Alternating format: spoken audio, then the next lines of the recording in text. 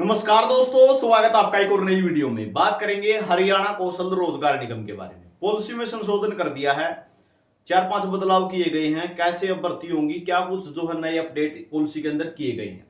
Channel पर आप नए हैं तो चैनल को सब्सक्राइब जरूर करना। आपको हरियाणा कौशल रोजगार निगम की हर जानकारी मिलेगी। साथ में अपना टेलीग्राम ग्रुप है और व्हाट्सएप चैनल है, लिंक डिस्क्रिप्शन में है। वहां पे जितने भी जो मैसेज आते हैं या नई भर्ती आती है वहां पे शेयर कर दी जाती है, तो आप उसको जरूर ज्वाइन कर लेना। तो हरियाणा कौशल रोजगार निगम में संशोधन को मंजूरी मिली है। तो क्या कुछ मामला है। मंत्रिमंडल की सुविधा कर्मियों की तैनाती नीति में संशोधन कर दिया गया है। इससे पहले मैं आपको कुछ बातें बता देता हूं। पहले एक बार बैठक हुई थी मंत्रिमंडल की, तो उसमें सीईटी का जो 4 गुना का सिस्टम था उसको 10 गुना कर दिया गया था। ठीक है, और एचकेएल की पॉलिसी भी उसके अंदर रखी गई थी, लेकिन सीएम साहब ने क्या कर दिया, उसको डेफर कर दिया था कि अभी एचकेएल की पॉलिसी में अमेंडमेंट नहीं करेंगे, आगे करेंगे। ठीक है, उस टाइम 7 से 8 मुद्दों पर तो चर्चा हो गई थी, लेकिन जो एचकेएल की थी, ठीक है, एचकेएल की जो मामला था उस पे सीएम साहब ने डेफर कर दिया था। तो अब इस पर जो है मंजूरी दे दी गई है। मंजूरी में हुआ क्या क्या बदलाव है। सबसे पहले तो हरियाणा के अंदर जो है एचकेएल के जो सोशल इकोनॉमिक क्राइटेरिया के 5 मार्क होते हैं, एचकेएल को लेकर उस पर भी केस था, सीईटी पर भी केस था। तो सीईटी वाले केस के बेस पे ही एचकेएल पे केस हो गया कि 5 जो सोशल इकोनॉमिक क्राइटेरिया के नंबर दिए जाते हैं 10 नंबर, वो बंद किए जाएं। साथ में एक्सपीरियंस के नंबर भी बंद किए जाएं। तो सामाजिक आर्थिक मानदंड के आधार के और अनुभव के सभी संदर्भों को हटा दिया गया है। जो एचकेएल की पॉलिसी है उसमें से अब वो कॉलम ही हटा दिए जाएंगे, यानी 20 नंबर हट गए हैं। कितने नंबर बच गए, अब 80 नंबर बच गए हैं, जो 100 नंबर की पॉलिसी थी। और क्या हुआ है, संशोधन को स्वीकृति प्रदान कर दी गई है। संशोधनों के अनुसार हरियाणा कौशल रोजगार निगम द्वारा लगाए गए जुर्माने से संबंधित प्रावधान भी हटा दिए गए हैं। कुछ जुर्माने के प्रावधान है वो हटा दिए गए हैं, चाहे निजी क्षेत्रों की बात हो या विदेश जाने की बात हो। एचकेएल के माध्यम से की जाने वाली कर्मियों की तैनाती पर भी लागू होगा ये जो सोशल इकोनॉमिक क्राइटेरिया का ये जिक्र। और जो निगम राज्यों में उद्यमिता को बढ़ावा देने के लिए पंजीकृत आवेदकों को प्रशिक्षण प्रदान करेगा, यानी जिस पोस्टों पर ट्रेनिंग की आवश्यकता होगी वहां पे ट्रेनिंग भी दी जाएगी। पहले ज्वाइनिंग कराने से पहले ट्रेनिंग दे देंगे। लेवल 1 की जॉब रोल के लिए अधिकतम आयु सीमा 58 से बढ़ाकर 60 वर्ष कर दी गई है। ग्रुप डी का जो पक्का कर्मचारी होता है उसकी रिटायरमेंट 60 साल होती है, तभी होता है।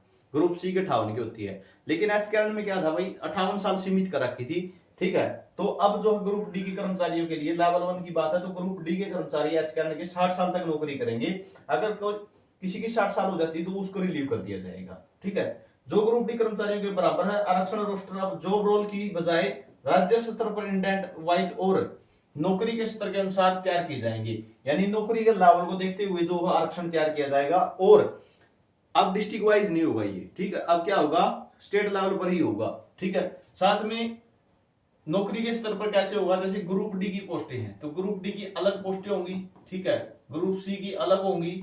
तो यहाँ पे उनका डिस्ट्रीब्यूशन कैटेगरी वाइज कर दिया जाएगा। निगम उम्मीदवारों को किसी संगठन में भेजने से पहले सॉफ्ट स्किल में प्री डिपार्चर ओरिएंटेड ट्रेनिंग, यानी ट्रेनिंग दे दी जाएगी भाई किसी भी डिपार्टमेंट में भेजने से पहले, अगर उसमें ट्रेनिंग की आवश्यकता है तो पोस्ट पर। नीति के तहत स्वेच्छा से इस्तीफा देने वाले उम्मीदवार को भविष्य में विचार से बाहर रखने के लिए आवश्यक प्रावधान भी किए जाएंगे। कुछ कर्मचारी ऐसे होते हैं जो एचकेएल में लगने के बाद अपनी इच्छा से हट जाते हैं, ठीक है, इस्तीफा दे देते हैं, तो उस पर भी विचार किया जाएगा कि दोबारा उसको लेना भी है या नहीं लेना, जब वो अपने आप ही इस्तीफा देने लग रहा है। लेवल 1 में पहले से तैनात कर्मचारियों को उच्च स्तरीय नौकरी पे जाने की अनुमति दी जाएगी। क्या मतलब इसका, बेशर्त वह पात्रता मानदंडों को पूरा करता हुआ अनुकंपा आधार पर नियुक्ति के लिए सक्षम पदाधिकारी जो है वो एचआरडी में बैठने लग जाएंगे भाई। अब ये क्या है कि जो लेवल 1 के हैं, ठीक है, लेवल 1 वालों को आगे अनुमति दी जाएगी। यानी अगर लेवल 1 में जो ग्रुप डी की पोस्ट पे कोई शॉर्ट लिस्टेड कर दिया, ठीक है, मान के चलो आपका ग्रुप डी में पीएन में नाम आ गया, ठीक है, और आप क्वालिफिकेशन रखते हैं डाटा एंट्री ऑपरेटर की भी, ठीक है, तो पहले क्या था, अगर एचकेएल में एक बार सिलेक्शन हो गया तो दोबारा उसको शॉर्ट लिस्टेड नहीं हो पाता था वो, ठीक है। लेकिन अब जो है उसको ग्रुप सी में भी मौका मिलेगा, ठीक है। उसका जो स्कोर है ना, पीएन में तो वो सिलेक्ट हो गया, जो स्कोर है जो पीएन के टाइम था वही स्कोर देख के डाटा एंट्री ऑपरेटर भी उसको मौका दिया जाएगा, अगर उसकी क्वालिफिकेशन पूरी है तो, ठीक है, अगर उसकी क्वालिफिकेशन पूरी है, योग्यता अगर वो रखता है तो उसको मौका दिया जाएगा, ठीक है। बहुत से कर्मचारी ऐसे थे पहले ग्रुप डी में वो सेलेक्ट हो गए, लेकिन जब टीजीटी की पीजीटी की आई उनकी तो उनको मौका ही नहीं मिला। ठीक है, क्यों? क्योंकि उनका तो पहले सिलेक्शन है, फैमिली आईडी की इनकम बढ़ गई है, तो उस स्कोर के बेस पे ही आपको मौका दे दिया जाएगा। ये बहुत अच्छा प्रावधान इन्होंने किया है। तो ये 5-6 बदलाव किए गए हैं। चाहे आपका मानदंड जो सामाजिक आर्थिक मानदंड के एक्सपीरियंस के नंबरों की बात हो, इनको हटा दिया है। सीधा अब जो है 80 नंबर का क्राइटेरिया होगा आपका, 80 नंबर के स्कोर में से ही जो है तैयार किया जाएगा आपकी लिस्ट। और जो एचकेएन के माध्यम से है, अब भर्तियों की प्रोसेस शुरू हो जाएगी। मुख्य रूप से ये अमेंडमेंट होना ही बाकी था। ठीक है, आपके अब एचकेएन शॉर्ट भर्तियों की प्रोसेस शुरू हो जाएंगी, जिसके लिए जैसे टीजीटी की 3427 की डिमांड इन्होंने भेज रखी है।